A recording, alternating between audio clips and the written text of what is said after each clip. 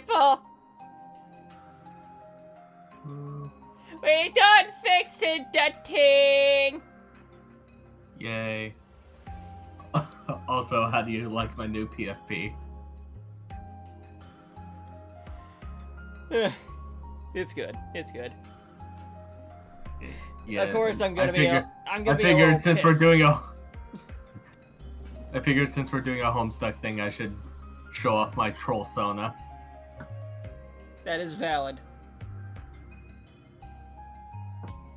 Okay, goddammit, it. What? Why is it showing no viewers? Oh, wait. It says 7. It says 7 on my end. Okay, nope, there we go. Oh my god. Well, I'm gonna be really annoyed by the, I'm sorry, buddy. Oh, no, it's not... Hold on. I gotta put something on here, because I feel weird without it. I'm gonna when, try and doing stop. I'm gonna try and summon. Hold on. There we go. I'm gonna try and summon some people.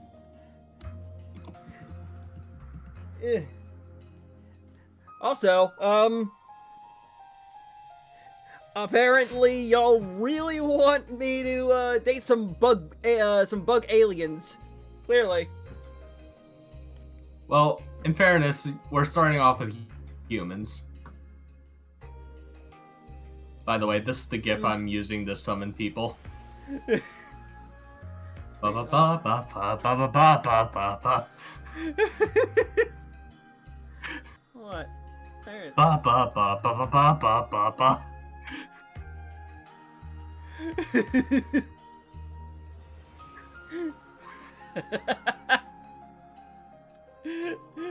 I love it. I love it. Hey, Opal. Okay, where... What am I doing? He's not there. Hold on.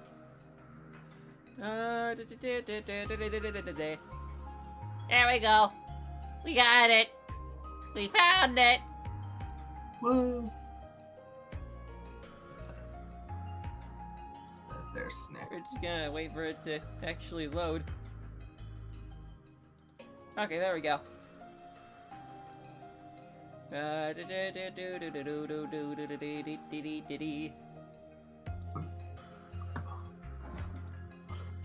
ba ba ba ba ba ba ba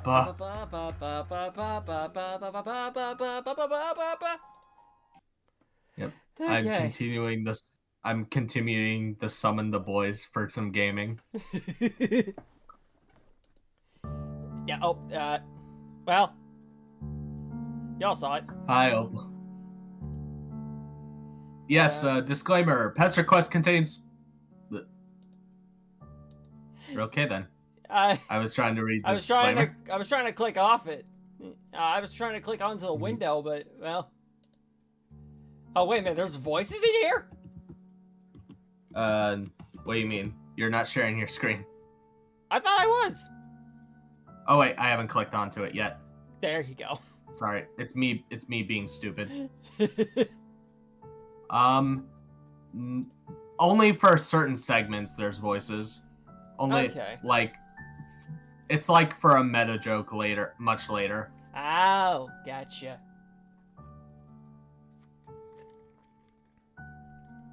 Because I think at one point the director comes in and she's the only character with spoken and they're the only character with spoken dialogue.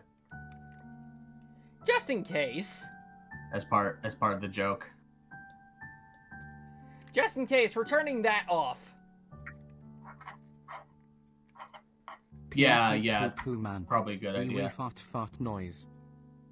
You really like that the TTS, don't you, Aqua? Anyway. Let's date some bug people. Or humans, Again, I guess. not yet. Yeah. We're starting with the first one. Magic is fucking real. Alright. It's been a long time coming. And just so you know, yes, this is the same MSPA reader from the Friend Sim. Alright. This is what they look like canonically. You click to the last page of the Homestuck epilogues. You read it. Then you read it again. You scroll down to go to the next section and find nothing. The little blue arrow you crave is nowhere to be found. What the fuck? Are you serious? What kind of ending was that? Absolutely nothing got resolved. You stand up. Oh. There's a little cutoff text. A little bit. A little bit. Anyway. You stand up so fast that your chair falls over. Jesus Christ, you are steamed. Maybe eventually, with further thought, you'll come to appreciate the thematic elements and contributions to narrative convention. But as of right now, you need to understand. What happened to dead John? What about Rose and Kanaya and their marriage? What about Terezi and Vriska? That is too much green for me. And that's ironic. Oh yeah. That's technically this is the house of someone from the webcomic who you also meet in the friend sim. Oh, okay. Well, we'll find out who they are later. Yeah. By the way, this is way too much green for me, and that's irony, because he's literally part of a mob called the Felt. But yeah, it's ironic that I say that. Mm-hmm. Because look at all the green I have on my end. Mm-hmm. If I say there's too much green, there's probably a little too much green. I think this place is like literally made out of felt. Probably. God, you have to have words with someone. Stomping out of the little computer room, you blink a few times, trying to readjust to the dim parlor after staring at a screen for so long. Doc Scratch? Where is that creepy round motherfucker? You sure got his number now. You know all about how he ruined the lives of 8 human kids and 12 trolls. How he played everybody, including you. At the very least he owes you is a satisfying conclusion to this story. Okay, I read correctly. You march confidently down the hall in the direction of a sudden ruckus. Turning the corner, you see 2 figures. One is definitely Doc Scratch. The other is a dark silhouette in a fashionable hat and coat. While you watch, the latter begins to hit the former with a cane. Oh god damn it, you know what's happening. You know some lore. You need to get out of here before this place goes up in flames. Survive now, yell about unsatisfactory yell about unsatisfactory narratives later. With that in mind, you leave behind this ridiculous altercation, trampling a pile of notes and photographs underfoot as you make a run for the fenestrated wall. See ya, suckers! You sail through feet first, bracing for the smell of overturned earth and the sight of the twin Alternian moons. Man, it's going to be good to see your friends again, especially now that you're armed with all of this canon knowledge. But what surrounds you is not Fozzer's corpse field. It's a whole lot of nothing. Are you lost between worlds or something? Wait, no. You see a glimmer in the distance. A bright, white light. Swallowing down the surge of panic, you move towards it. The light coalesces into the form of a small symbolic house. Hey, you recognize this house. What's your roll? What? What'd you roll? Oh, hold on. Let me see if I can. I'll just use the default character on my D&D Beyond and roll some dice. Okay. Should I roll with advantage or disadvantage, or just plain?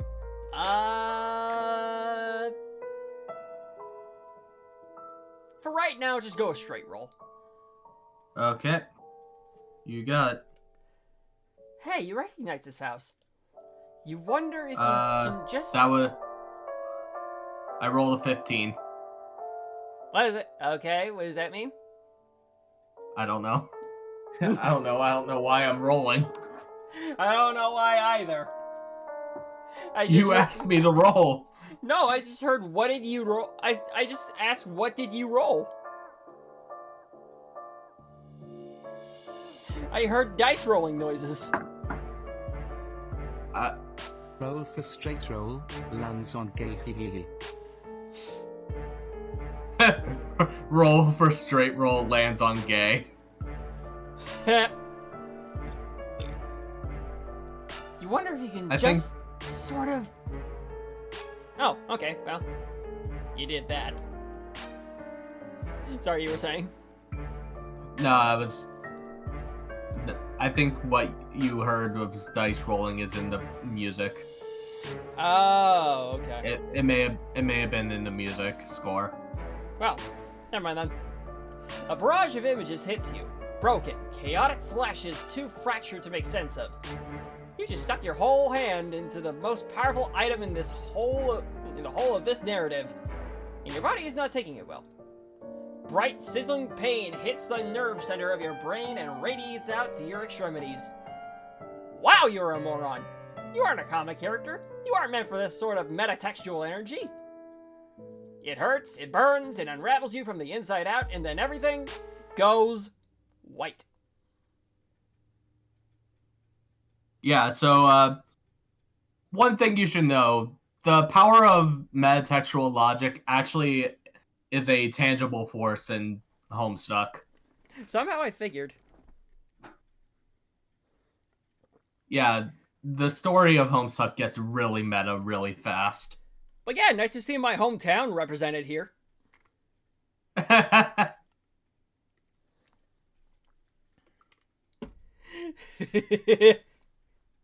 I'm joking, but I'm not joking. What the? Don't worry, that's supposed to happen. It's basically symbolic of you entering the narrative. Wait a minute, hold on. I gotta do this. It's not exactly the correct line. However, oh look, what a lovely morning. Makes me sick. I just did a whole hocus pocus there.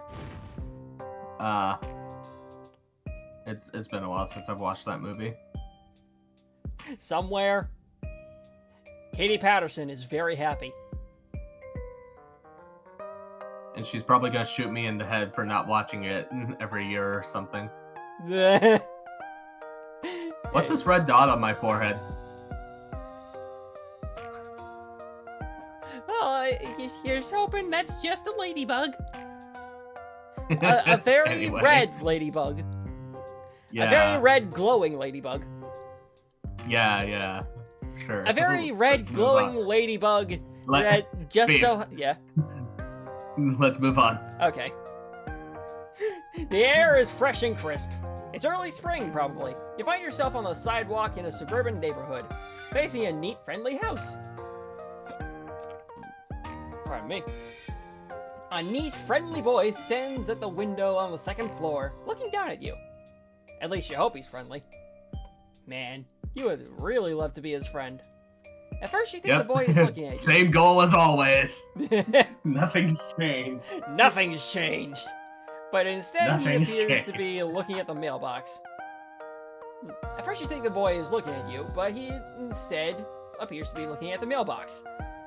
Which is stuffed so full that the door is half... Hey Rock, thanks for the raid! So full that the door is half open. Looks like someone has crammed a whole box in there. Oh my. Helpfully, you pull it out, along with a couple of coupons and envelopes stamped with a green symbol. You go to give the boy a thumbs up, but he is not longer at the window. No longer, I mean. Yeah. Yeah. Mary prickles... Look, I'm willing to accept a few typos here and there. Yeah. Memory prickles at the corners of your awareness. You feel like you've maybe done this before? While you're standing there ruminating, a car pulls up. The driver is wearing a hat and a suit. It's probably the owner of this house and the father of that friendly boy. Oh shit. You're just standing out here with all his mail, and he's gonna think you're gonna try to rob the place. Hide the evidence. Quick as you can, you turn around and dump everything into the sewer. Whatever, it was probably all just garbage anyway. Who even uses their mailbox these days? The friendly and fatherly figure parks his car, climbs out, and it tips his hat to you. He then walks into the house, not sensing a single thing amiss. The perfect crime. Oh, but All here... according to Cake. all according to Keikaku. Oh, but here comes the boy out the front door. God, you hope he wasn't coming down for the mail. A residential boy approaches. What the hell is this Groucho Marx looking motherfucker?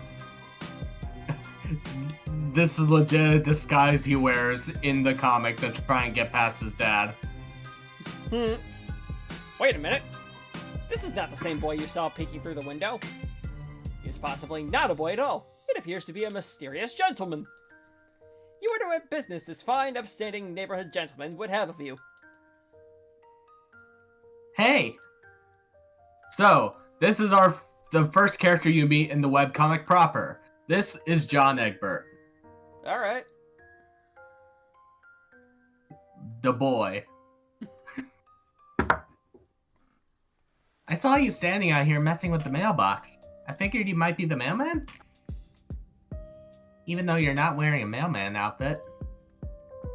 Oh! Oh yeah! That's you! You're definitely the mailman. Your outfit is... it's in the laundry today. You're just wearing your mailman hoodie instead. See the symbol? It's the symbol of... mail. Yes. Definitely. Definitely. Definitely. Definitely. Nothing stops the mail. That's great. I guess it is true after all. That mailmen are completely relentless in their quest to deliver people's mail. You guys are incredible. Speaking of mail, do you know if I got any today? What? No. What red package? You haven't seen anything like that. No bills, junk mail. Nothing at all. The mailbox was empty when you look inside. And it definitely wasn't going to be used to unlock some kind of secret invincibility. What? It's a Lego Indiana Jones reference. Oh. Because the red bricks you get in that game. Yeah. Yeah. Yeah, I remember. Okay. Well, I didn't say anything about a red package. Should I be expecting one? Come to think of it, it is my birthday, so getting a package in the mail would make sense. Ooh, I'm a dick.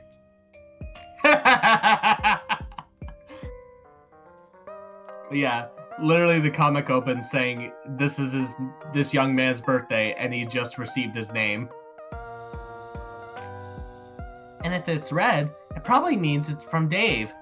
He loves red, because I guess it's cool. Oh man, I wonder what he got me. Nothing. He got you nothing, you say. Isn't he listening? The state fellow probably forgot his birthday due to being a bad friend, and that's why there's no package, red or otherwise. Hold on, I'm taking a bite of spaghetti. What? Oh, just kidding, you say. You're sure Dave is a great friend who cares about this kid a lot. His present is probably just late, and definitely not slowly sinking in a subterranean river of shit right about now. It's not. What? That's a strange thing to say. Are you sure you don't know more about Dave's present than you're telling me? No, you say. Absolutely not. Actually, he should forget what you said about the present being late. He should not be expecting a red package. Not now or ever. He should trust you because all mailmen know everything about the mail. Pardon me, I had some Cajun fries. Ooh. I'm jealous. And a chili cheese dog. Mmm. Anyway. Dang. So nothing else? Huh? You said the box was empty? I don't think I understand. Isn't that how it always is when you deliver mail? I mean, you're the guy who's supposed to put stuff in there. Uh-oh. Busted! Yes, that's right! You're the mailman! The absolute authority over all mail, which means your word must be accepted without question. When it comes to the mail, he didn't get today. You double-checked and everything. You looked thoroughly through your mailbag for anything with this kid's name on it, and came up empty. Sorry, dude. You have a mailbag? Where is it? That old thing! I accidentally dropped it in the sewer before this boy came outside. Oh no, that sucks. I don't believe this! Kidding. It's just as I planned it.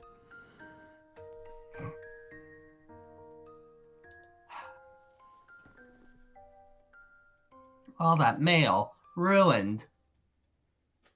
Maybe I can help you fish it out. No! Yeah, you mean, that's fine. Thanks for offering, fine young Samaritan. But, the government will handle this. Shiny hunting legendary Pokemon on Okay. Shining Pearl is a pain. Even with the shiny charm. Okay, I'm the government, Aqua... I'm the government, I'm the reason nothing works. Aqua, I ask that you, cool it with the speaketh thine thoughts. Yeah, Thank especially you. when we're having the voice act for a game like this, it might be easier just to have. Yeah. But, the government will handle this. There's, like, insurance and such for sewer-related postal mishaps. Oh, yeah, that makes sense, but what if you missed something in there for me, like a game envelope or such? Are you totally sure you didn't miss something? Yes! You are sure! You triple-checked and didn't see his name on anything. Besides, it's really ranked down there. Very sewery. Hold on.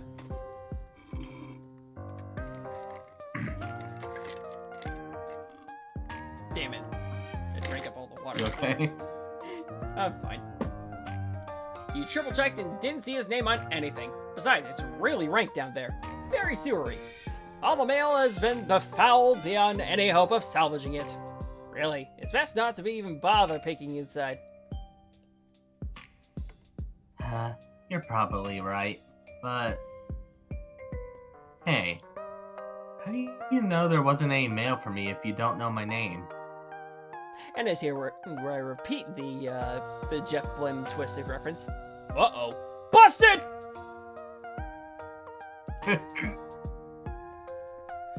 What? Oh. God damn it. Huh? Oh, you mean? Of course you do his name. Mailmen are sort of like Santa Claus. They know the names of all the good little boys on their delivery routes. Wait. That sounded creepy. You really regret phrasing it like that. It was so completely unnecessary. You just know a lot of stuff as an important government official, with lots of bureaucratic lists and such. For instance, the name of this young man is...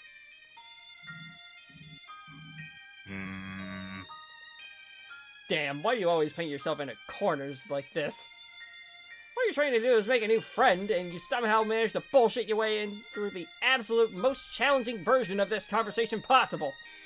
Okay, you can do this. This young man's name is... Wow, it really could be anything. He might as well have been given a random-ass name this very day, shortly before you arrived. You'll have to go with your gut, you feel out. And feel it out. A new friendship is on the line! His name is... Wait, no, he's making a face. You're on the wrong track. Oh, he's perking up. This is good. Nope, bad face again. It's not Jimmy or Gilliam? That's not even a name. Anyway. Oh yeah, he likes that.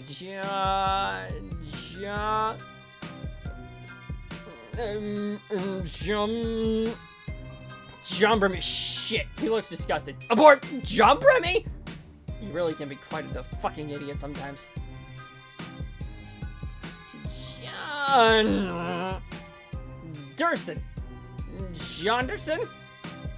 Wait, he looks pleased for a minute and then looks like he just sucked on a lemon. Jesus Christ, you're bad at this. You were close there. Jonderbilt? Yikes, no. Ah! You got it! It's just John. Of course. You don't know what you were even thinking. Yes, you do. Those are just goofs, you explained to John. Mailmen love goofs. His name is John, you say confidently, as if you had it in the bag all along. Not your non-existent mail bag, but you told him you dropped in the sewer. Your real bag, where all the good shit is, such as your incredible ability to guess someone's name in 5 or 6 tries. That's right. Wow, I guess it's true then? Mailmen really do know practically everything. Nailed it. You smile. Finally, it feels like this friendship may be starting to click. It was rocky there for a while, as you had to spin an intricate, nearly flawless web of lies to smooth over the fact that you destroyed his cherished personal property.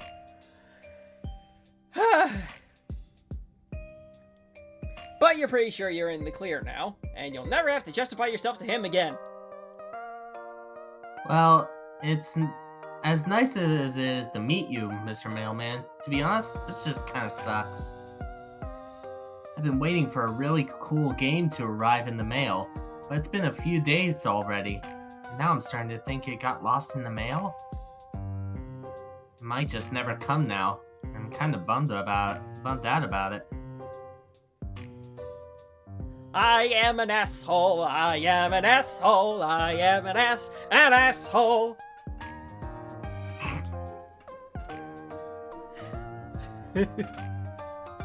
That's just how I'm feeling at the moment. Honestly, as someone who has read Homestuck, his life might be better off because of it. You know what? I'm just gonna go with your word on this. I had some hope it would show up on... Oh, sorry. That's me. Sorry. That's John. Sorry. I had some hope it would show up on my birthday as, like, a present from nobody, really. Just a present out of thin air, I guess. Like it was going to be destiny or something. Oh well. I guess magic really is as fake as all the scientists say it is. You nod along very wisely. Oh yes, you say. You can kiss that game goodbye. It definitely got lost in the mail and is never ever going to be delivered. The Postmaster General just told you a few seconds ago. Through your wireless earpiece, which is hooked up to the US parcel mainframe. Which is a thing. That exists. Damn it, reader. You tell John he is right to disbelieve in magic. It's fake as shit. It's time for him to get used to the idea that he will never play this game, whatever it was. It was probably stupid anyway. Most games are. Indeed. Indeed. Indeed. Indeed. He's trying to get used to whatever kind of life he is going to live from now on in the absence of this dumb video game. Yeah, you're right. I think I got too worked up about it. It probably does suck, actually. I think GameBro only gave it like 2 hats out of 5 hats. It might have been even less than that, actually. God, what a piece of shit it probably was.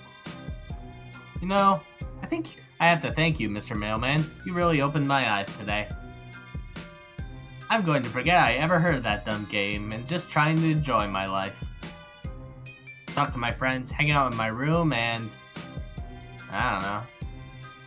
Come to think of it, maybe I was looking forward to playing that game with my friends so much because I'm... lonely? I'm almost a little embarrassed to admit. I don't actually have any real-life friends.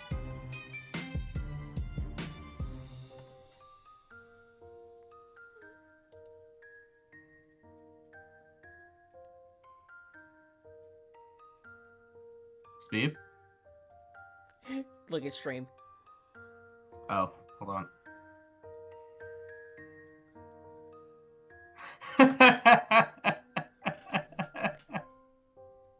I hurt.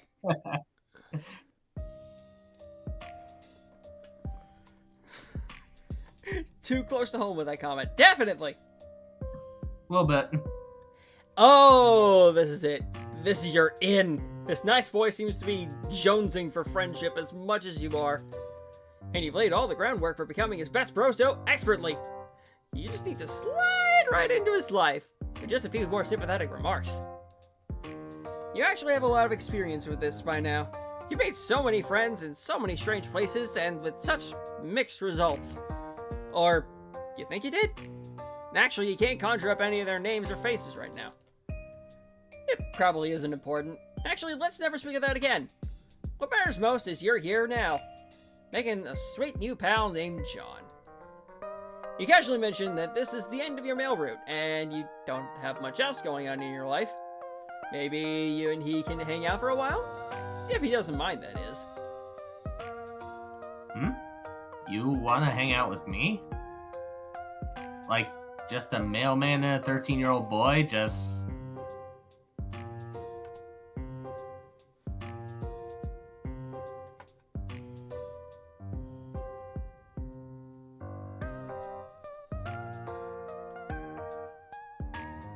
What? Look at stream again. I am. I need to leave. I told you, these are platonic. I don't know why, I just... Well, at least I established that. But yes, at the beginning of the webcomic of Homestuck, I think the main 4 kids are all 13. Okay. At least that's how they start. Okay, Like gotcha. in the current days of Homestuck Beyond Canon, they're like in their mid to late 20s. All right. Because remember, the whole story of Homestuck started back in 2009. Yeah, that's fair.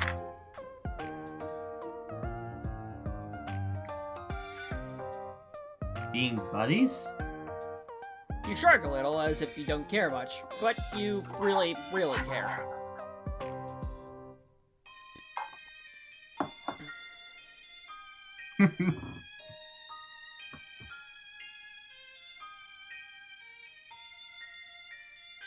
Psst. That's your Yeah. cue.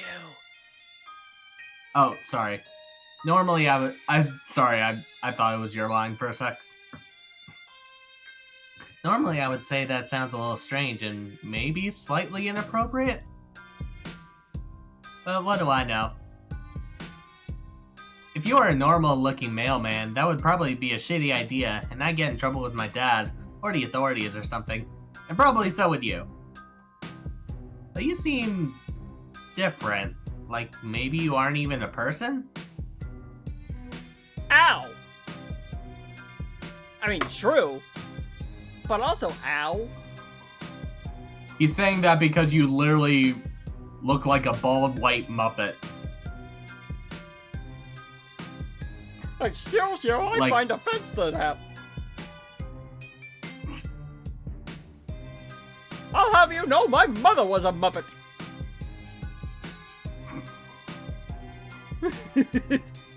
It's especially fitting considering what my current stream avatar is. Yeah.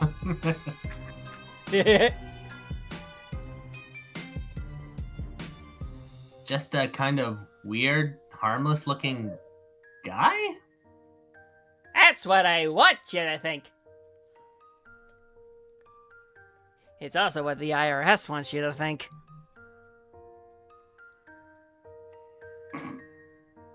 Christ. Wait, Cheap, when did you get in trouble with the IRS? Oh, you don't want to know. But Sbeve is a rare black albino person? Excuse me? What? What?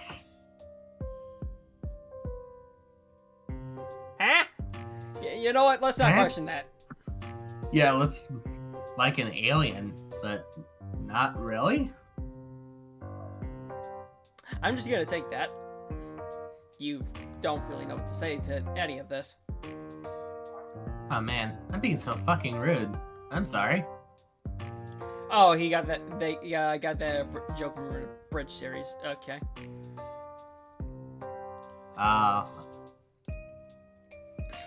Yeah, of course we can hang out. But maybe we should, keep this sort of secret from my dad. I don't know if he would approve of me bringing a stranger into the house, even if you are very nice and sincerely concerned about my mail problems. That sounds fine with you. Now that you think about it, you still aren't sure about that his dad didn't see you dumping all their mail into the sewer. He probably didn't, otherwise he would have had some words with you, surely. But still, it's a risk you shouldn't be taking under these delicate circumstances. There's a friendship on the line. Okay, I'm glad you agree. It sounds like we have a sneaky mission ahead of us. Actually, it sounds like it could be fun. Oh yeah, it does sound fun. Maybe,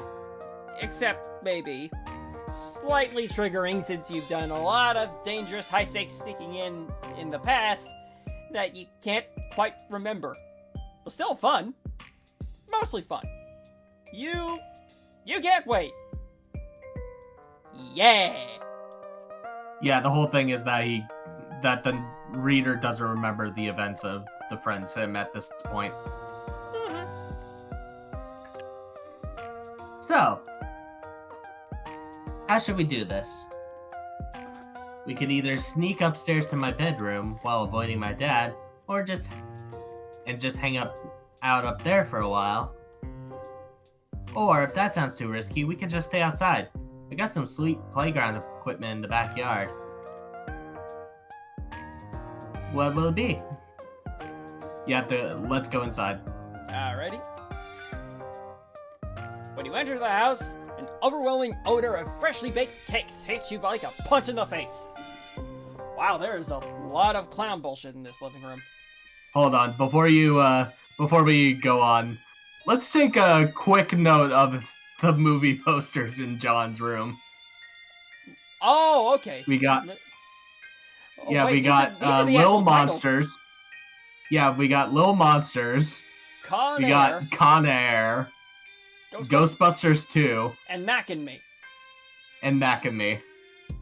Yeah, one of the original jokes of Homestuck is that John just has really shitty taste in movies. Hey, fuck you. Nicolas Cage is fun in this one. No, I love Con Air. Doesn't necessarily it's objectively good. That's fair. Clown statues. Also, just fucking Little Monsters. Yeah. Clown statues, and you don't have time to take it all in because your buddy John is grabbing your hand and rushing you upstairs before his baking maniac of a father can emerge from the kitchen and catch you in the act. He slams the bedroom door behind you, and I should probably grab some water. Yeah, I'm gonna do the same.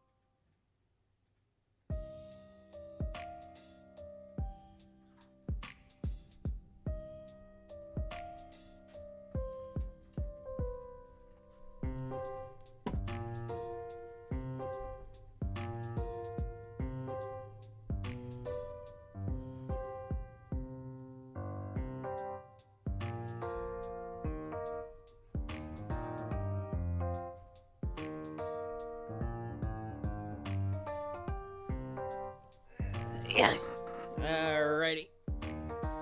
Ow. Okay. Claws. claws, please. Okay, I'm back. I got a cat with me. Oh, I have my Kitty. older cat with me. Kitty. Yep. And she's trying to tell me I didn't feed her, which is a lie.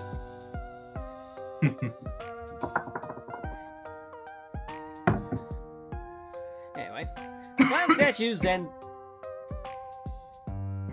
Oh wait, we already read that. He slams the bedroom door behind you and breathed a sigh of relief. Whew. Hard to catch a moment of peace around here. What with all this adoring fatherly doting and round-the-clock cake production. I feel like I'm suffocating around here. And it's not just because of the thick aroma of baked Crocker products. It makes me feel like I'm being gassed in a bakery. You're not sure what to say. You tentatively lift your arm as if you're about to place it on his shoulder. But you hesitate. Is this an abusive domestic situation? You don't know if you have enough information to make that judgment yet, but you are concerned. Okay, you want down. Alright.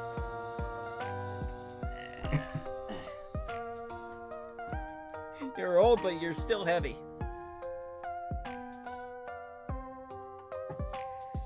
Anyway.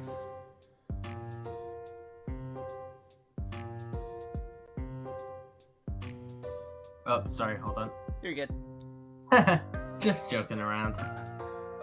I mean, this baking shit is all a bit much. The clown obsession too, but... I love my dad. He's great. Sorry, I didn't mean to give the wrong impression. That's a relief, you guess. Not that you weren't ready to jump in and be whatever kind of supportive friend this boy needs. Suddenly you noticed a bunch of movie posters on the wall. Oh, wow. These are all really bad. You won't dare say such a thing to your new friend, though. You immediately begin lavishing praise on all of them. Especially that one, which appears to be... macking me? Oh, for fuck's sake. An arranged your Porsche, yes!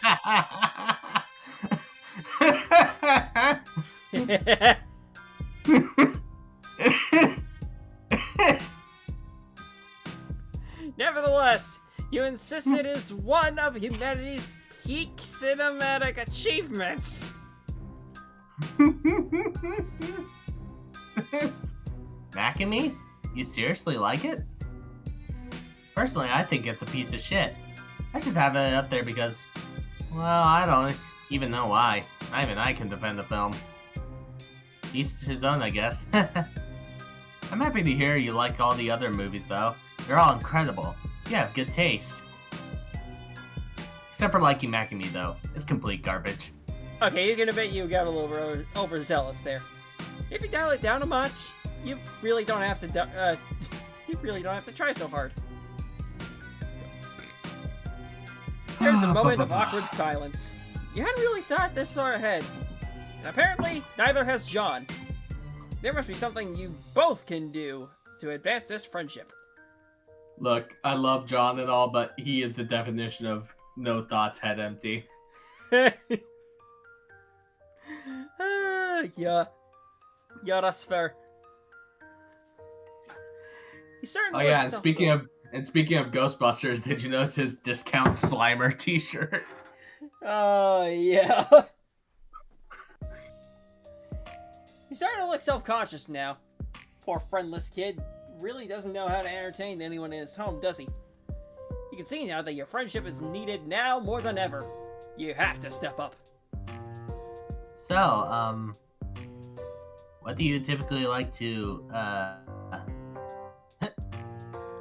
Suddenly, something gets John's attention. It's coming from his computer. Oh, hey, can you hang on a second? My buddy Dave is pestering me. John settles behind his desk. Dude, what are you doing?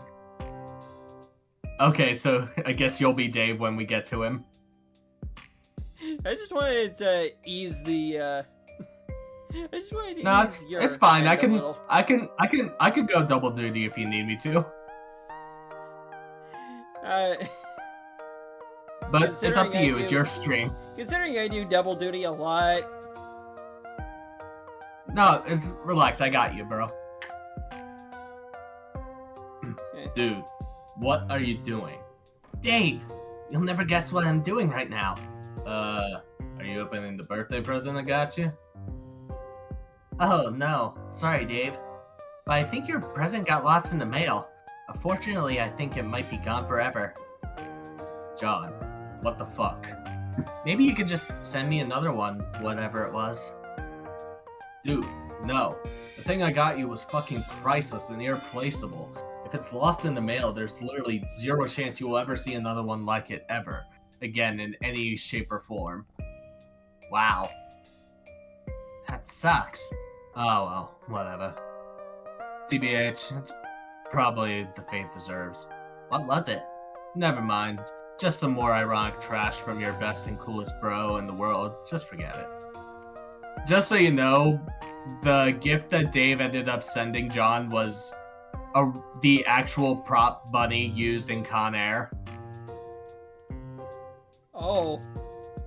From that one scene, you know, put the bunny back in the box. In the box. Yeah, Dave got him the actual rabbit from that movie. No. Oh. Oh, that hurts. So, even though Dave is a little bit of a douche, he does care about John and wants to make him happy.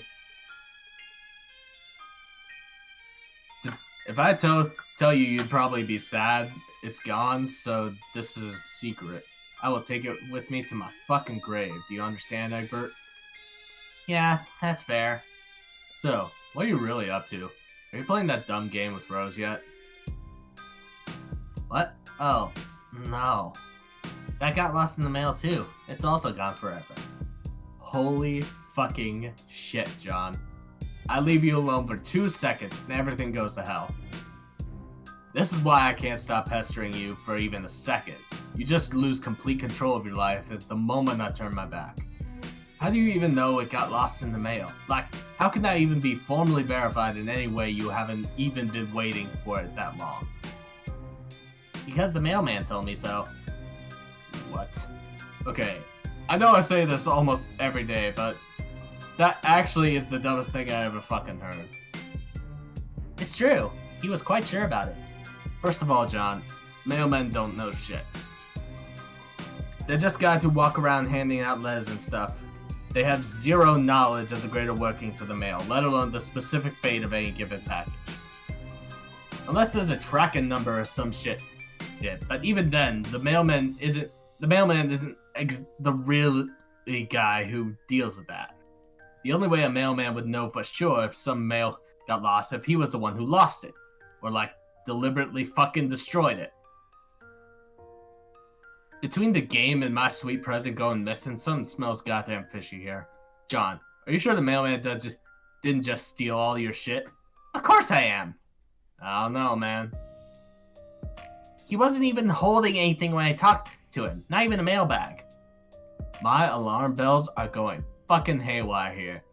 It sounds like this incompetent dipshit just lost all your mail and tried to cover his ass. No! And Awkward just said, run. Are you sure you didn't fuck it up somehow, like get mailman's stank on it, and in a fit of shame and panic, like buried it? Or dunked it in a smelly hole? Dave, this is insane. You're being so paranoid. Besides, aside from the birthday present, why do you even care? You think the game is stupid and you don't even want to play. Yeah, well, I was lying my ass off to sound cool and aloof. Of course I want to play this game. It's like this whole rad thing we were all going to do as friends and now it's ruined. Ah, you're right. This is a shame. I'm sorry. I don't know. There was just some feeling I had that we needed to play this thing for like destiny reasons or some shit. Sorry to blow my cool cover and start sounding like Jade or whatever. But I'm sorry.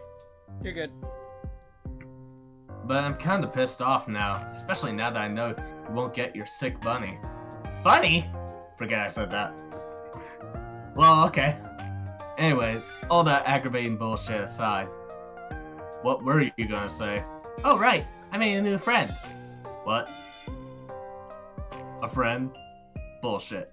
No, it's true. John, this is so unlike you. You don't have fucking friends. None of us do. We're a bunch of total losers.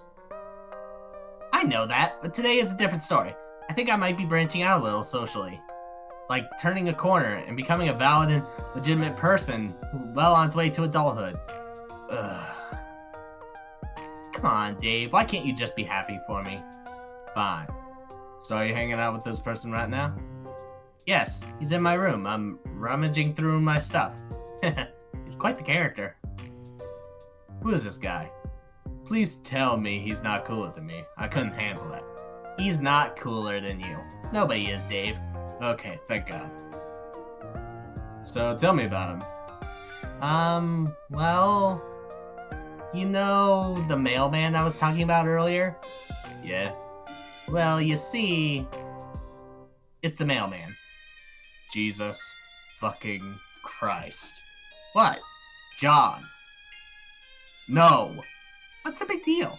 Do I even need to explain why a 13-year-old kid shouldn't become buddies with a fucking mailman and hang out with him in his room? Does your dad know about this?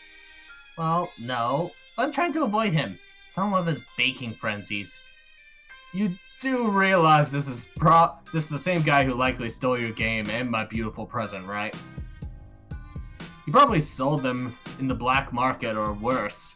He did some fucked up, like flushed them down the toilet.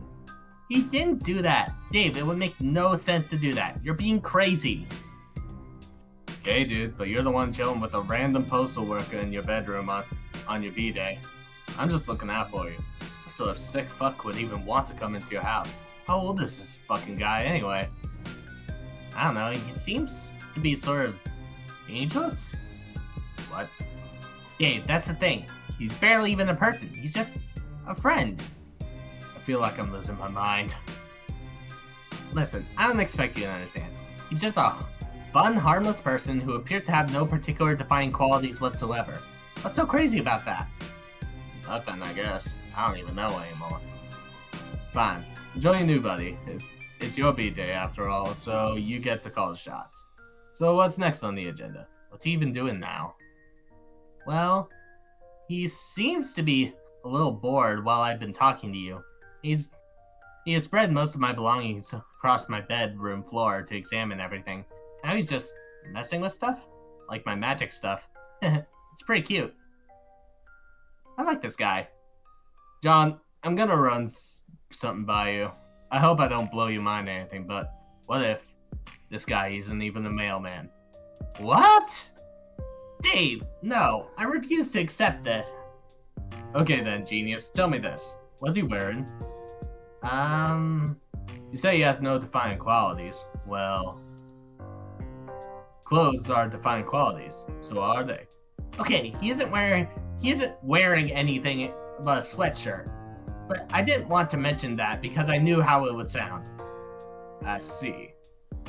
So, no mailman uniform, no mailbag, no like fucking mailman hat, just no pants. Yes, but that's not weird or anything.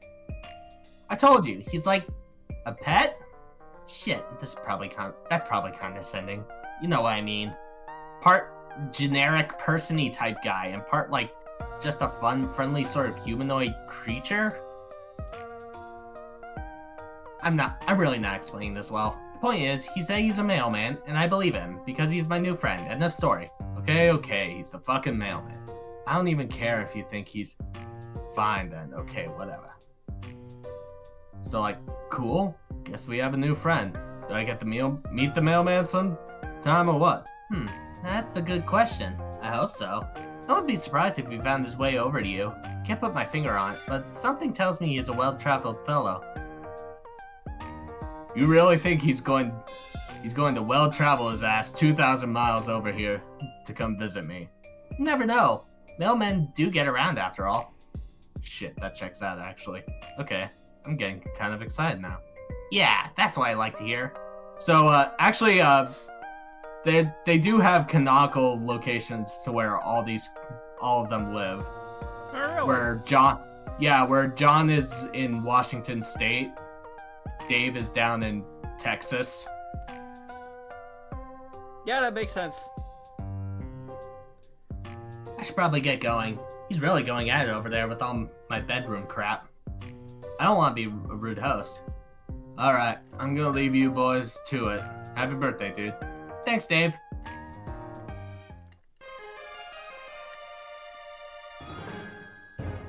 Yeah, so the big projection, that's Dave. Dave approve. Alright, so chum roll. I had a good Shorter feeling. day. You convinced John not to play a game. This probably won't have any far-reaching narrative consequences. Not at all. Not at all.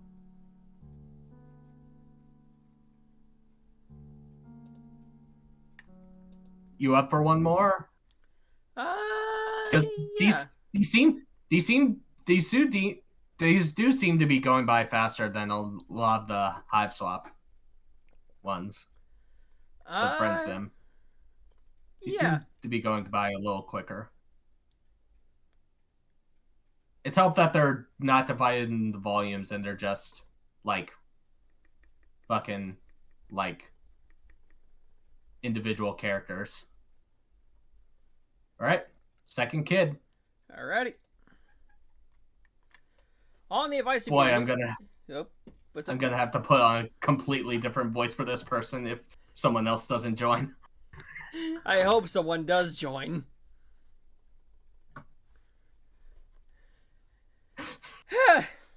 On the advice of your new friend John, you go to visit one of his close comrades. Close only figuratively speaking, since it seems she lives all the way on the other side of the country. Alright, this particular friend is in New York, by the way. Alright.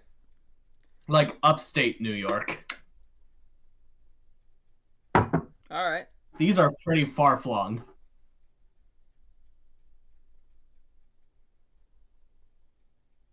I don't know why, but I'm expecting that at some like central point there's some, I don't know, some kind of connecting point that they all must go to sacrifice to a Just- dark god or something. I don't know.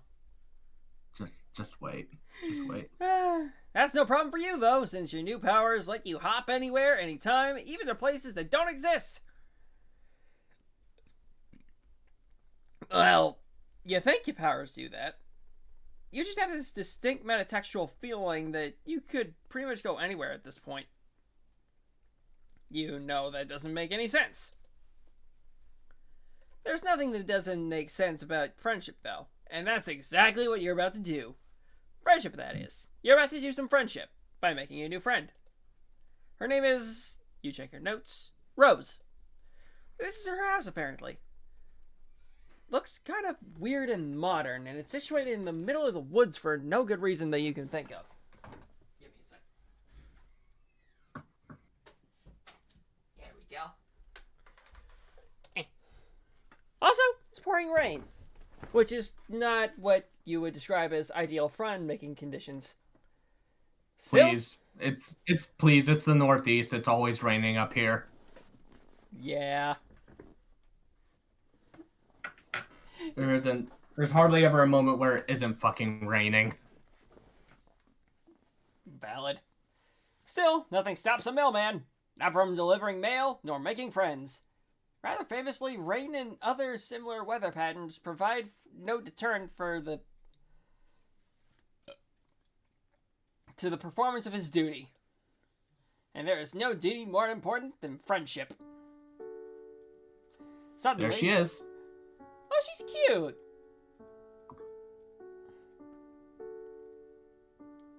Gone that way, you bleeding.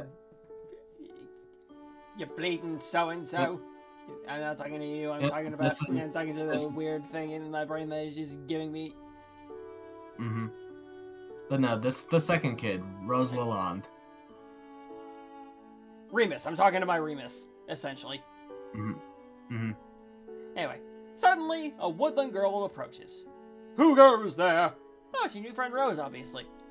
There's literally no one else this could be. Introduce yourself. You're the cool millman who John told her to expect a visit from soon.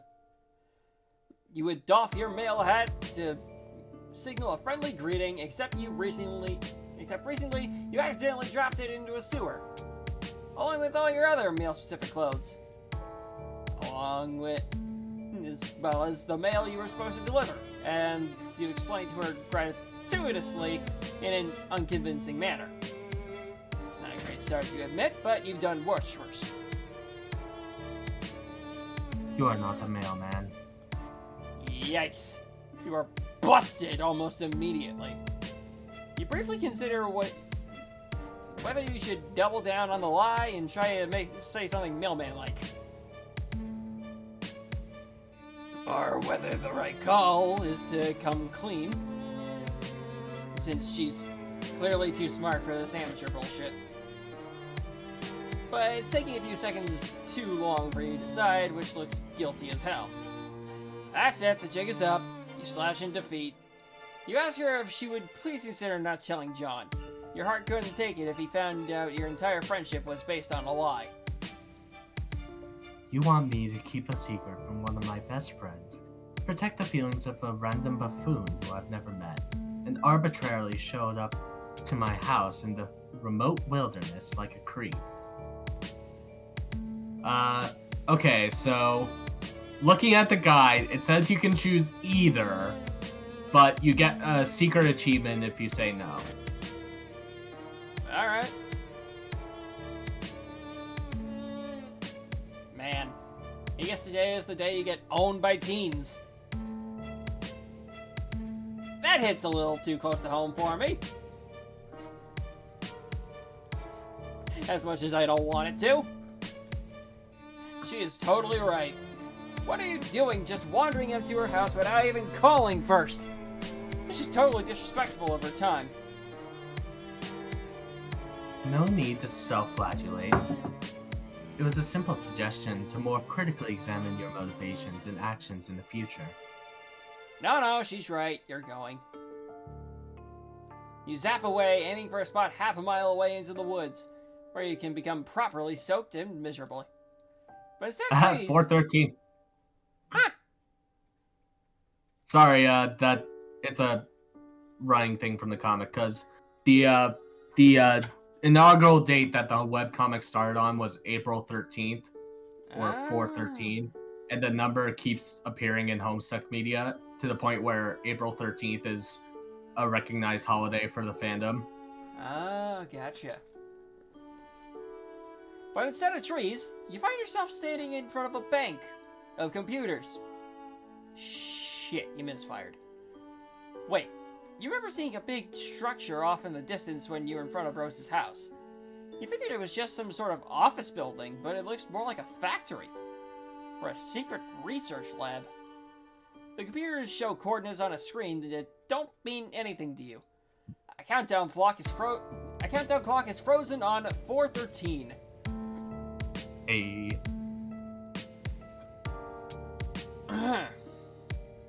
Pardon me. You're All fine. this has the trappings of a tableau someone set up for you to see. Turning away from the screen. It doesn't. Yeah, whenever you pause, it's not a big detriment to me since I can just vibe to the music. That's fair. Turning away from the screens, you wander down a long line of gleaming science fiction equipment. There we go. It reminds you of pictures of old computers from the 1950s. The ones that took up entire rooms. You bet you could go back and visit some of those if you zapped hard enough. Let me just, there we go. You wander through a whole maze of halls and wide, echoing rooms that aren't pictured because our art budget is only so big. Yeah. The ticket is a certainty that they're all very mysterious. Eventually, you circle back to that strange bank of screens. Nervously, you hit a few keys, tap a few fingers against the readouts. Nothing. It's all locked down. You think that if you could only get those screens to unlock, you can unravel the secrets to life, the universe, and everything?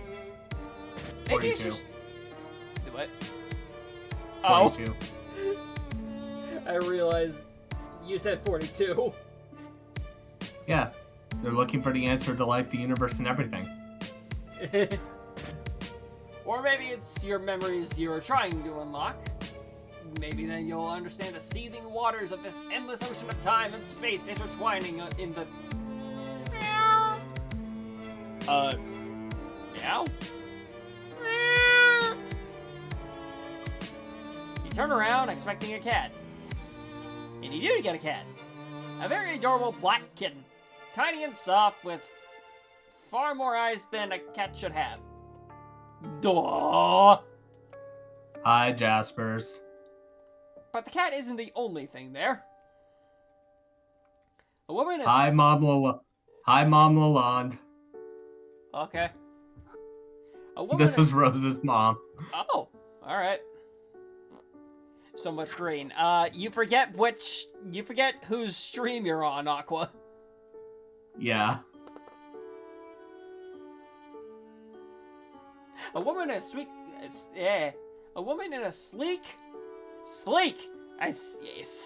say. White lab coat and sensible, oh, sorry.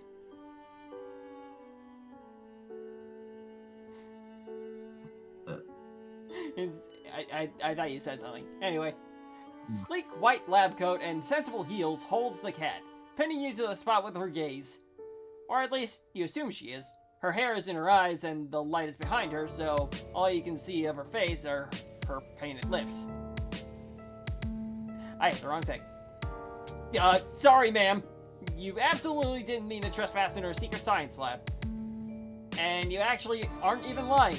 You really did just fuck up this time. The lady puts down the cat slowly, where it rolls on its back and bats a paw playfully in the air. Aww. Cats are great. Even mutant cats. Maybe especially mutant cats? This little guy should have a name. You think you'll name them Cryptic McWhisters? Yeah, Cryptic McWhisters is a great name. In fact, you can't imagine anyone ever naming this cat anything else. You hold out a hand to Cryptic McWhiskers and wriggle your fingers. It rolls back onto its feet and saunters over to you. It is as soft and as fluffy as it looks, and its four eyes blink up at you with utter trust. At least this kitty will be your friend. The ominous clack of heels on cement reminds you that you and Cryptic McWhiskers are not alone. While you were busy with the kitty cat, the very intimidating, well-coiffed lady has walked over to the bank of screens. She presses a button, and it must have some sort of fingerprint recognition or retinal scanning, or maybe she's just better at things than you are, because it worked for her.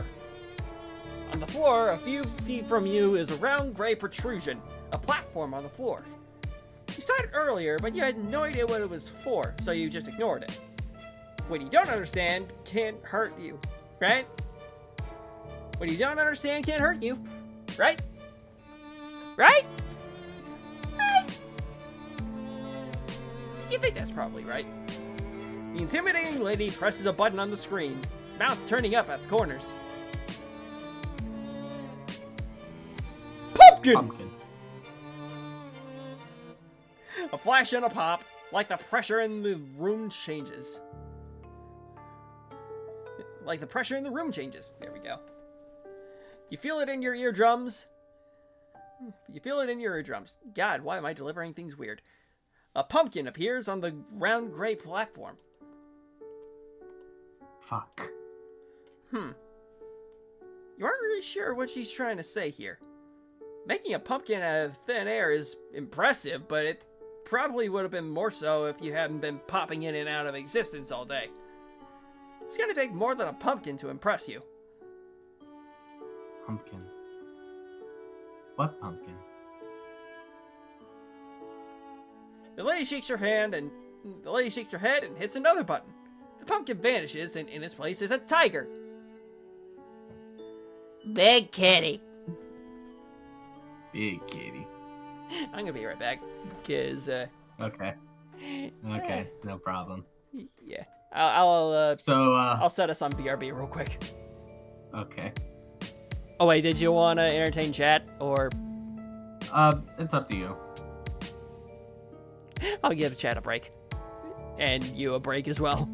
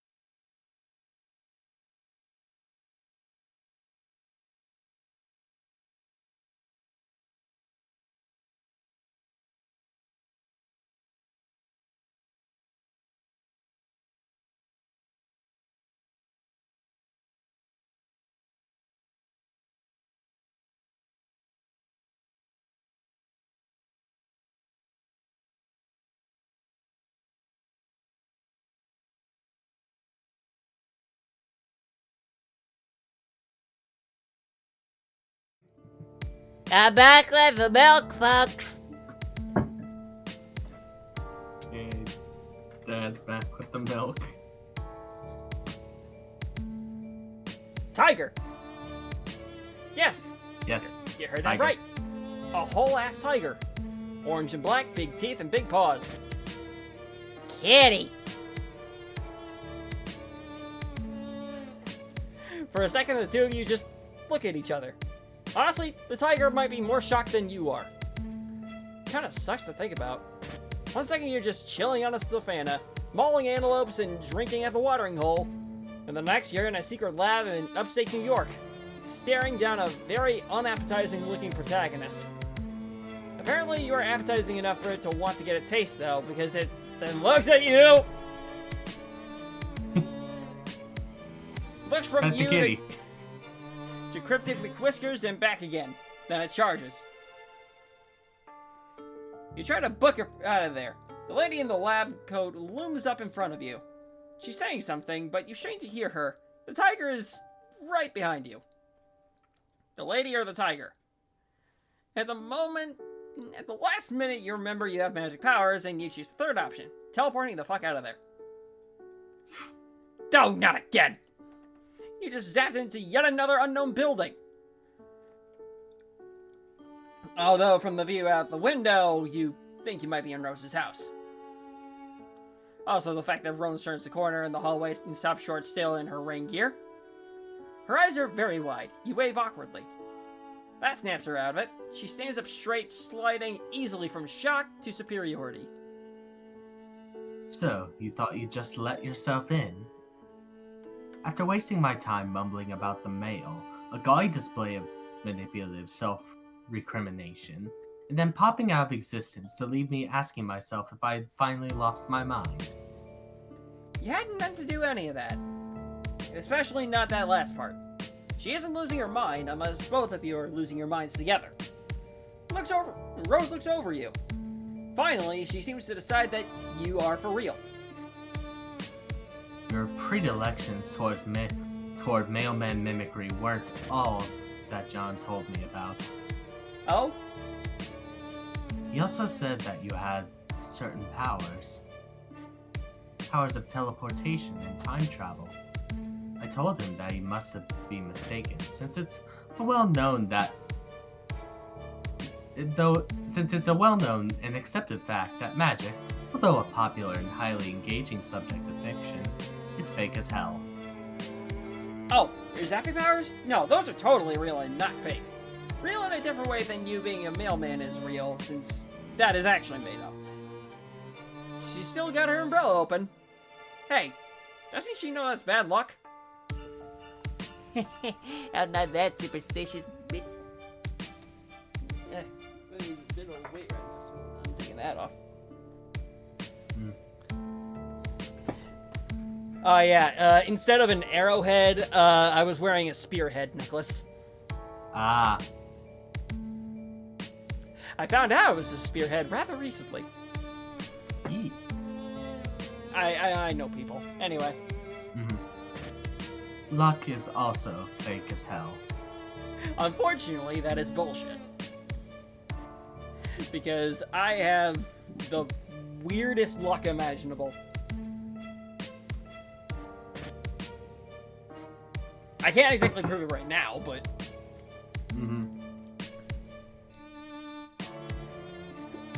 You say you can do magic.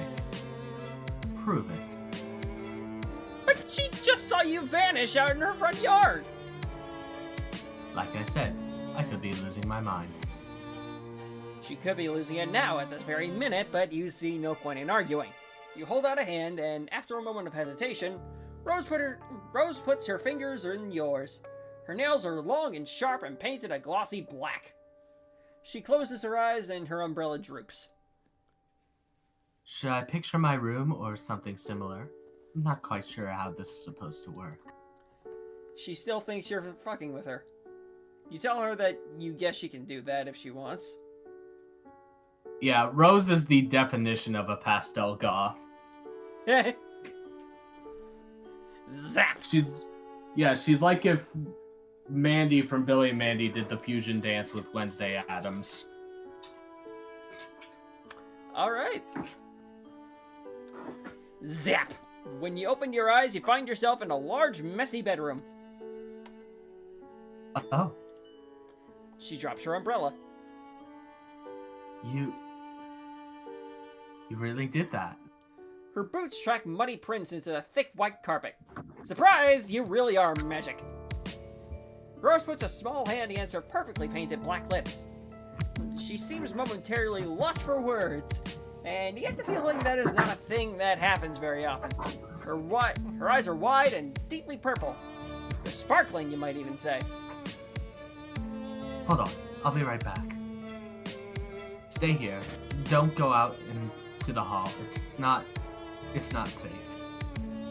You tell Rose to take her time. You're happy to just stand here, dripping on her nice, clean floor. She leaves the room, and you take the opportunity to examine your surroundings a little more closely.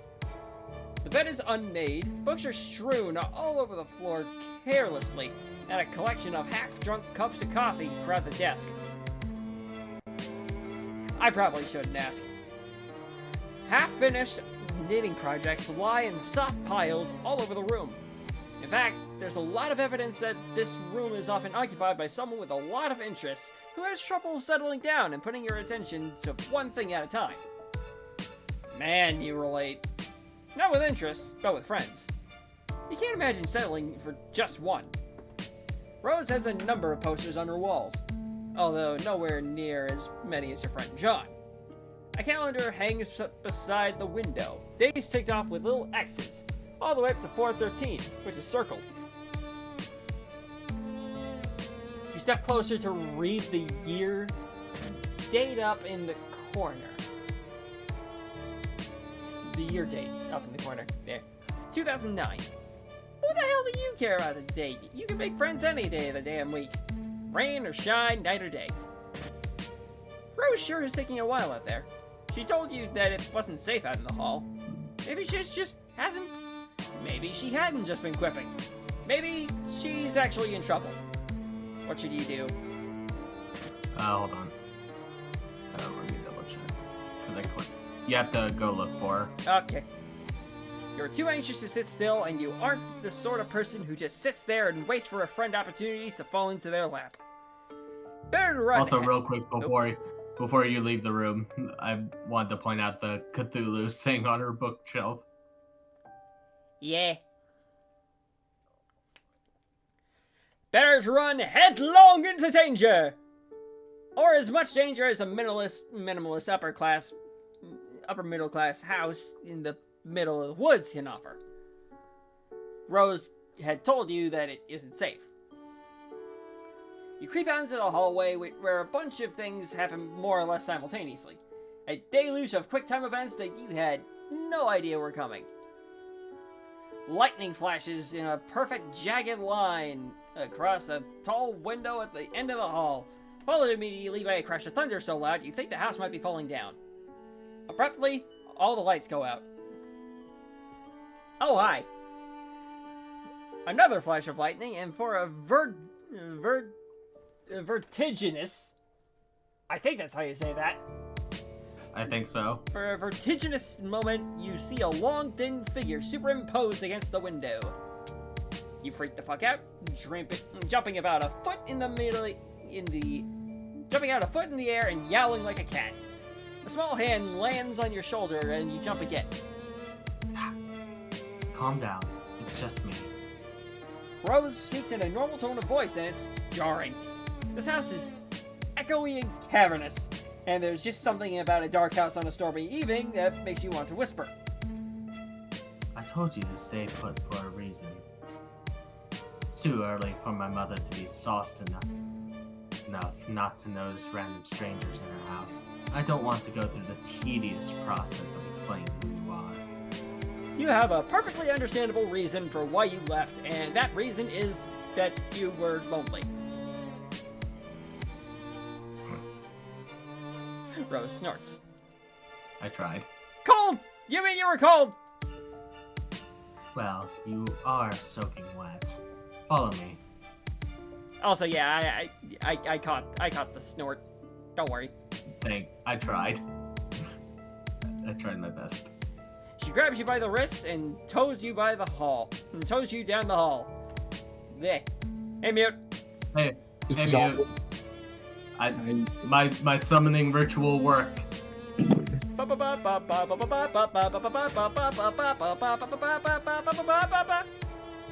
Evening out. Not a bit of a rough day at work today. I'm sorry. You're good.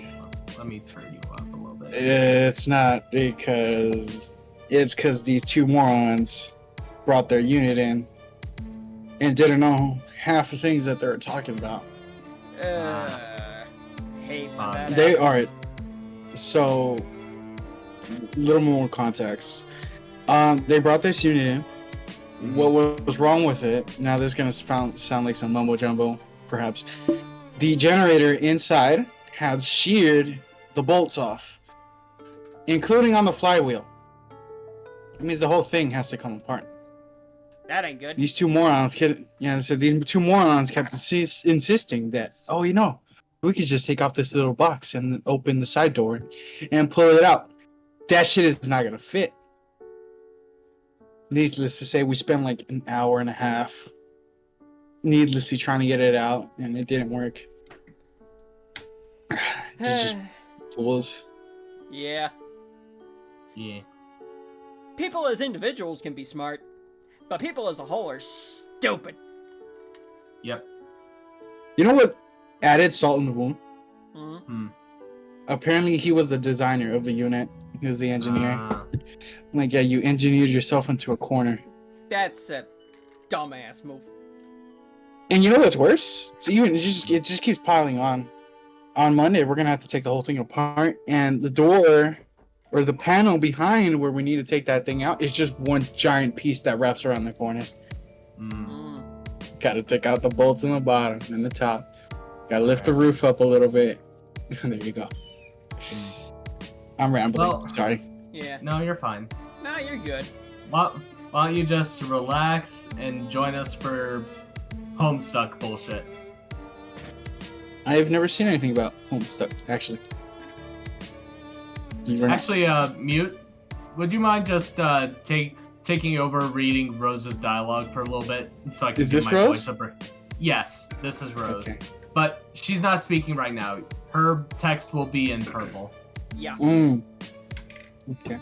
She grabs you by the It's easy. wrist and tows you down the hall. You wonder if you should warn her about the strange wraith-like creature you saw by the window, but you don't want to freak her out. Although her mom might be at risk too. Whatever, moms are tough, she'll be fine. This probably isn't the first time she's gone toe-to-toe with a weird Slender Man. Yeah. Water went down the wrong pipe. Hate it. This house looks haunted as shit. Hey, so. Rose brings you to a dark laundry room, then motions you to take off your hoodie, which you do, gladly, because it is soaking wet. Why does it say tentacle therapist? I'm sorry, what? That's her online username. Yeah. Oh. I'm sorry, I find that very comedic for all the wrong reasons. No, she's called that because she likes Lovecraftian literature and psychoanalysis. Sure. We'll go with that. Yeah. Alright, so I'm trying to see what kind of voice I need to come up. Whatever comes to your fuck. head. Yep. It could be literally... That's interesting. That works. Terrible. Okay. We're not See if I going can for keep it on, though. professionalism here. So you can do No. See if I literally... can keep it on. Yeah, you can literally go whatever the fuck you want to do. Yep. So. The design on the front, does it mean anything? Oh, yeah, it is kind of cool. A blue line that zigzags on one end like lightning.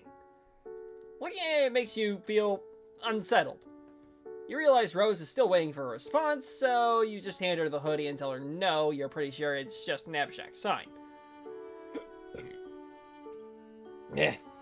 Then you stand there while she tosses the sweatshirt in the dryer, feeling the alarming currents of memory in your bloodstream. You're sure there must be something you forgot to do. You continue to feel weird as Rose hits the dryer button and nothing happens. Fuck. She hits What's the funny is I was about to say fuck, too. She hits the button a few more times, as if that will make a bit of difference when the power is out. She presses her thumb and forefinger to the bridge of her nose. Well, you aren't going to fit anything of mine. She leads you down the more long, dark hallways. Man, this house is unreasonably huge. You ask Rose if a lot of people live here. No, it's just me, my mother, and hordes of liquids not soluble in water. Here, try not to drip on the carpet. But you aren't Always sure gotta be how looking you're supposed fresh. to manage that, but okay. This room is large and dark when Rose parts the curtains and a flash of lightning illuminates a 4-poster bed, a long counter, and a shelf covered head to foot in bottles. Rose vanishes through another door, leaving you to peruse. Yep, this is all liquor. Shit, this is a lot of Nice. booze. Here, I'm not sure what you would want to wear, but this should work until the power comes back on, and we can dry your clothes. Rose hands you a long silk robe. She won't miss this. I don't think she's ever worn it. Ever even worn it. She has this whole closet full of fantastic clothes that she never puts on. You take the robe and go into the large master bathroom. It's kind of a mess. The tub looks like it hasn't been cleaned in a long time.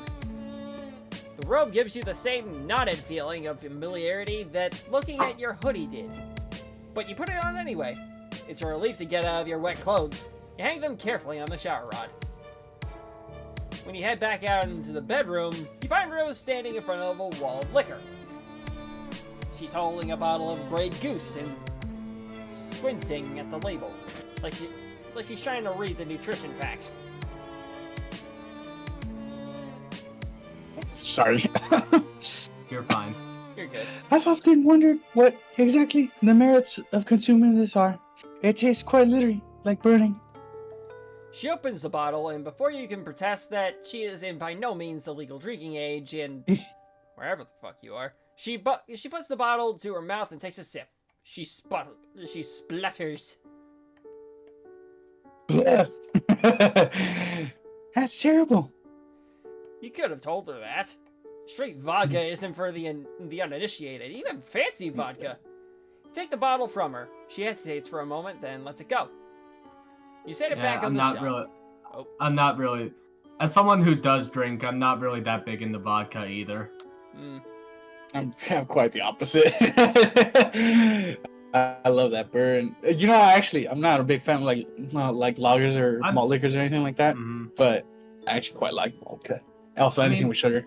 I mean, I'll sometimes be in the mood for vodka, but it's not something I'll like go out of my way to drink. Yeah, fair. Smearing off for the win. You Sorry, set it back. No, it's fine. I'd rather you have thoughts out of your head so you don't feel bad about keeping them in. Mm-hmm. You set it back on the shelf. This really is quite an impressive liquor cabinet, liquor wall, liquor room. Her mom must have a really refined palate. Don't strain yourself. You can say it. What's the point of mincing words? She's a fucking alcoholic. Wow, this is intense. You're not sure if you're prepared for something this heavy. You were kind of counting on some silly shenanigans, maybe a couple of funny jokes. You weren't cut out for this! You get the feeling that at some point you might have been cut out for this. You might have been the sort of person your friends, or potential friends, could count on. In fact, you on some level You know on some level that this is true, but whenever you try to nail down any sort of specifics, you find a gaping lacuna. Lacuna? Lacuna? I don't know. Lacuna in your experiences. It's all just white noise, and goddammit, I'm just seeing that one clip from Crom, the first Crom and Smash video. Oh hello, it is me, the Crom from the Fire Emblem. Okay, I looked it up. It's lacuna. Lacuna, thank you. Yeah, it means an unfilled space or interval. Seems about right. Yeah. Gaping lacuna. You know, I thought you were gonna say, when you said Crom, I thought you were gonna say Cromrax from Borderlands 1. I'm like, Cromrax? I'm like, what does he have to do? Hate that bastard. Never gave me any pearls. Give Alright, your continue. father a hug, Lasuna.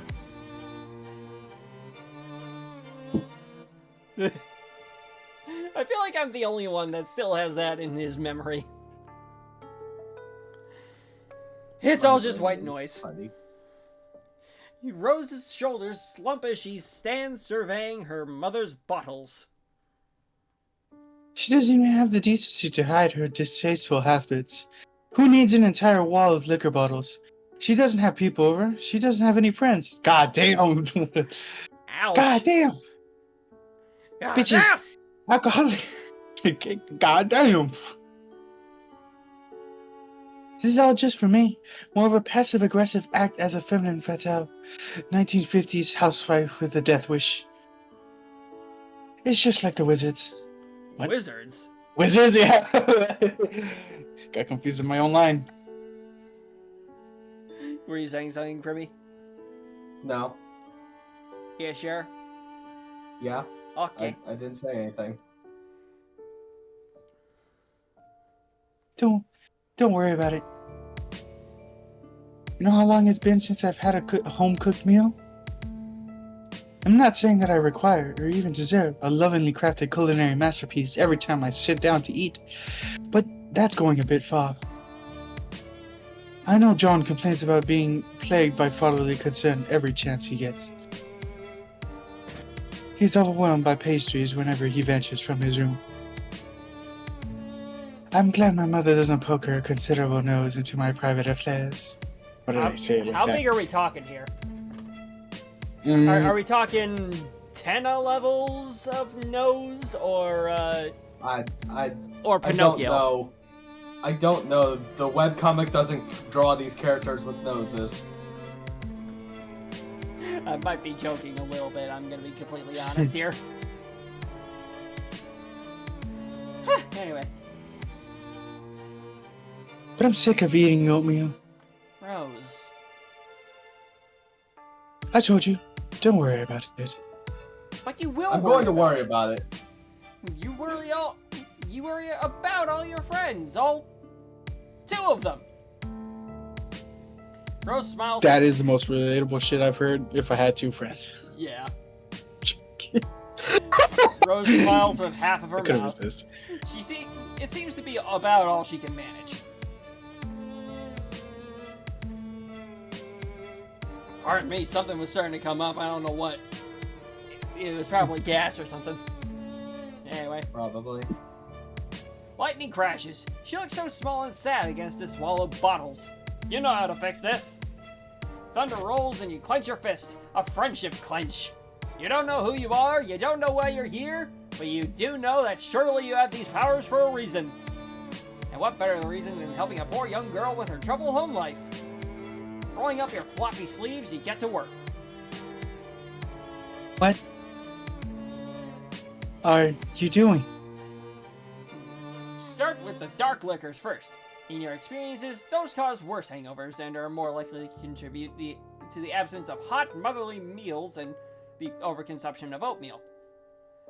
You grab 2 bottles of rum and 1 of bourbon, which you tuck in one armpit. Then you zap out of the house into a clearing in the nearby woods a couple of hours ago, before it started raining. You drop the bottles and go back for more. Are you just stealing all of my mother's liquor? Is this your solution to her alcoholism? Don't worry, Rose can thank you later. Yeah. Zap. Yeah. Zap. Look at her face. You go for Stupid. the tequila next, then the vodka, and then you get sick of this organized approach and just start grabbing whatever they're fucking dumping in the past. Rose watches you do this for a while, then she hops up on the counter, crosses her legs, and starts texting. Wow, she's really so she intent got on a her flip conversation that she isn't even noticing you fixing her domestic situation. She keeps giving you little fleeting looks, and you're pretty sure she must be talking about you. You should just let her talk.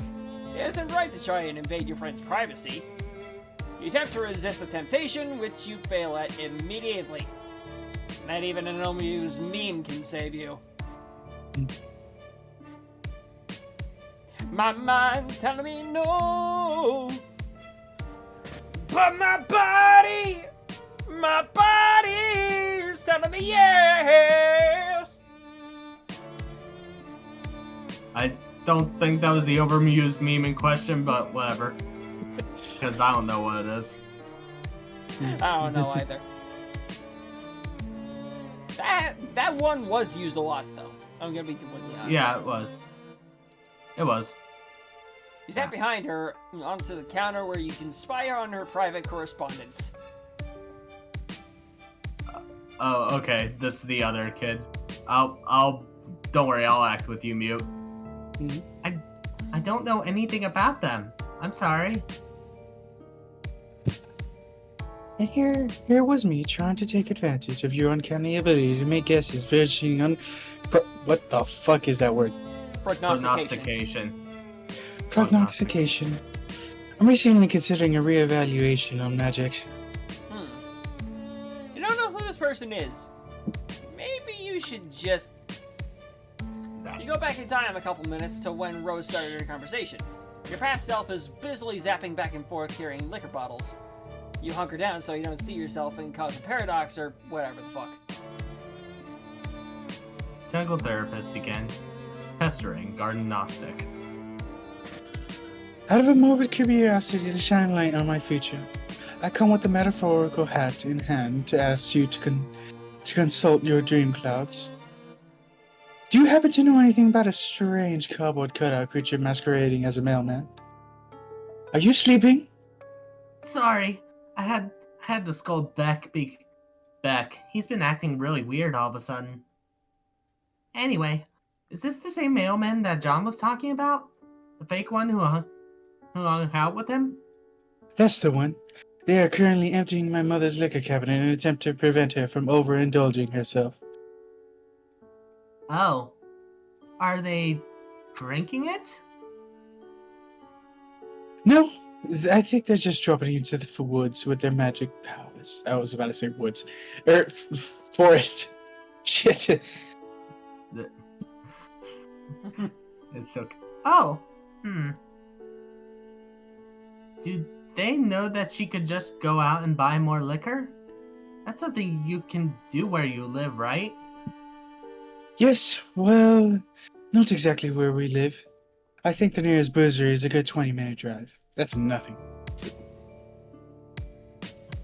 Not actually entirely sure where my mother got it all. We don't own a car. As far as I know, sometimes it seems like she has the ability to make son of a bitch. Let me try that again. Not actually entirely sure where my mother got it all. We don't own a car. As far as I know, sometimes it seems like she has the ability to just make things appear. I don't know anything about them. I'm sorry.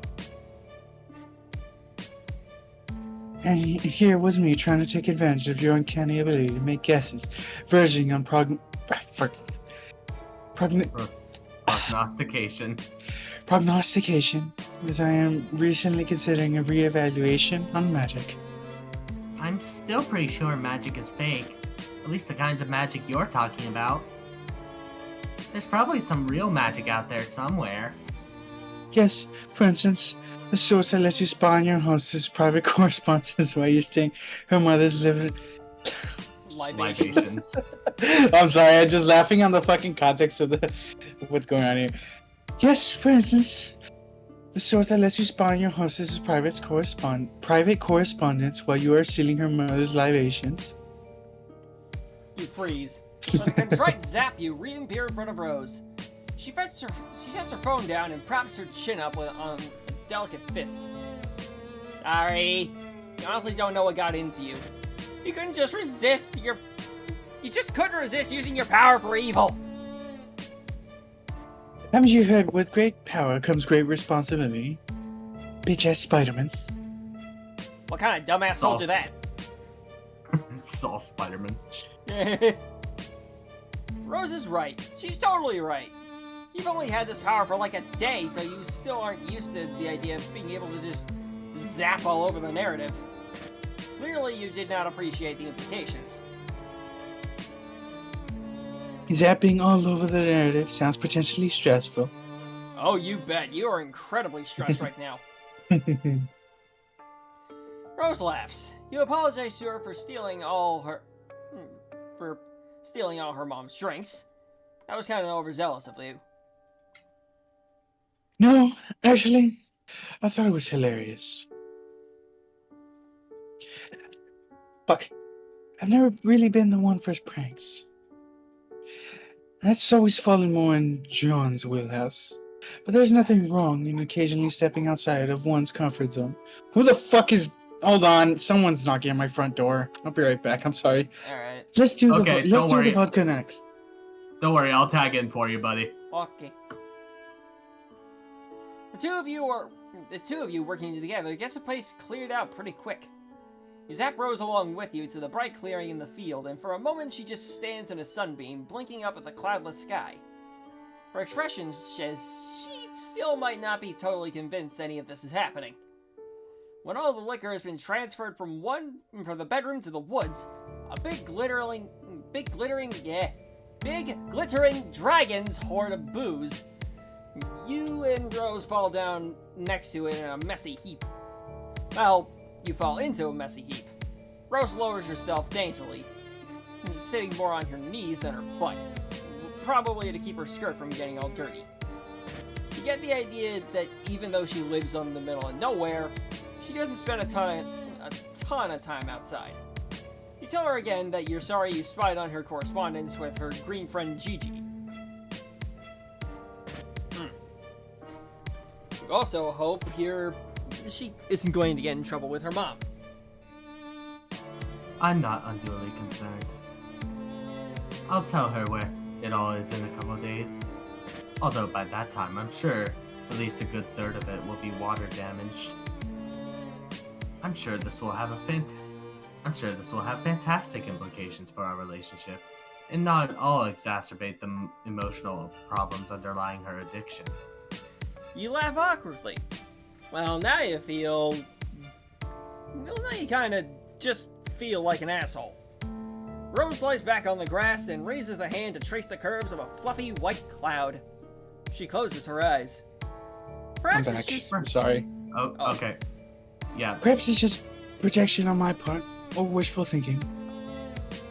But ever since I met you, I feel like something has changed. Or rather, something has failed to change, if that makes any sense. It's probably nothing. Her eyes flicker back open, endlessly purple, fixed on the sky like she can see something beyond it. And once again, you feel that there's something really crucial you forgot. But at least you've made a new friend. And even if you don't think Rose's brand will ever allow her to call you such, you're lying in a sunny clearing next to a pile of alcohol, and honestly, it doesn't get much friendlier than that. Victory. Yay! On a quick note, right now, I walk out to the front door. I open the front door. Mm-hmm. DoorDash delivery person.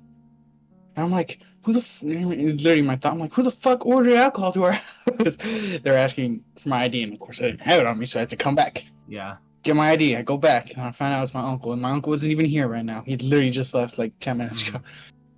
Okay, Classic. so yeah, a lot of from what I've seen, a lot of the characters have like multiple good endings, so we might have to do multiple saves. Just warning you now. Also, we could probably get through the last 2 human kids.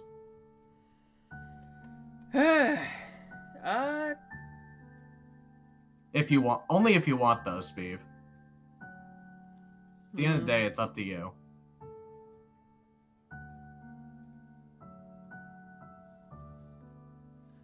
I don't know, dude. I'm not saying that as I'm not. Yeah, I'm not trying to tell you what to do. No, I figured. It's more a fact that, oh god, do I actually want to? That kind of thing.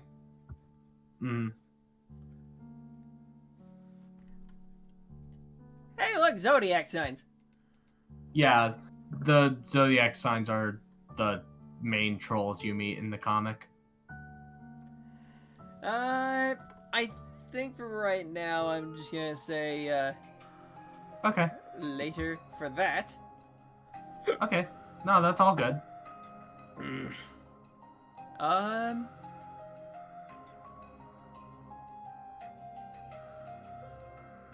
I think Shuka and them are live if you want to raid out to them.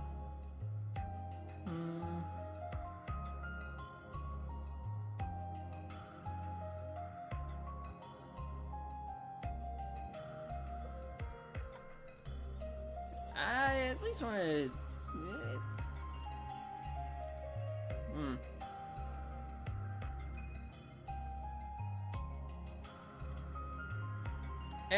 Yeah. This is a short stream, but Nothing wrong with that. Yeah. Nothing wrong with that. No. To be honest, I'm still pretty tired. Yeah. I'm fucking dead. And besides, this is going to be tame in proportion to the stream I'm gonna be doing tomorrow. Those of you that know will know.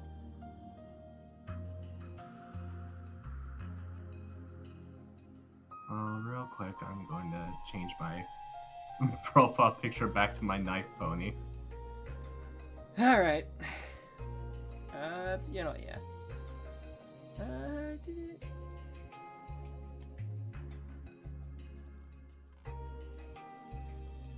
we go. Okay,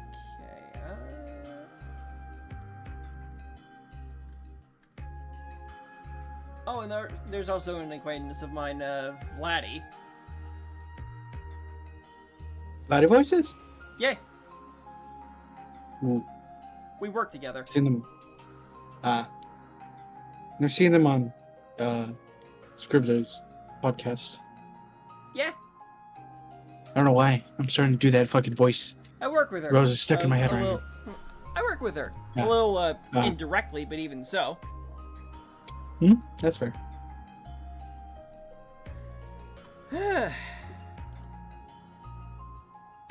Well, So, before we raid out, what did you think of the first 2 human kids that we met so far, Sbeve? That sounds so bad out of context, you know what I'm yeah, saying? it does. It does. A little bit, it does. But I have to specify human kids because a lot of the other people we're gonna meet are aliens. Yeah. Either way, yeah, they're What did alright. you think of? They're alright. Yeah, what did you think of John and Rose? They're alright.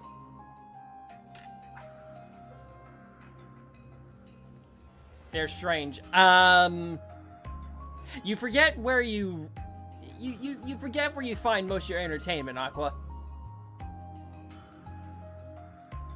This is the internet. People are weird. Yeah.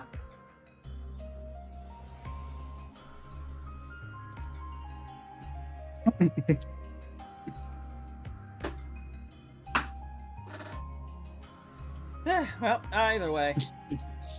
Alright. Goodbye, chat. I'll say my goodbyes. We'll see you Before later. I start coughing. Boy. And, be ready for tomorrow. That is all I will say. Somewhere. Well, either way. Be ready. Something will return. Okay, bye.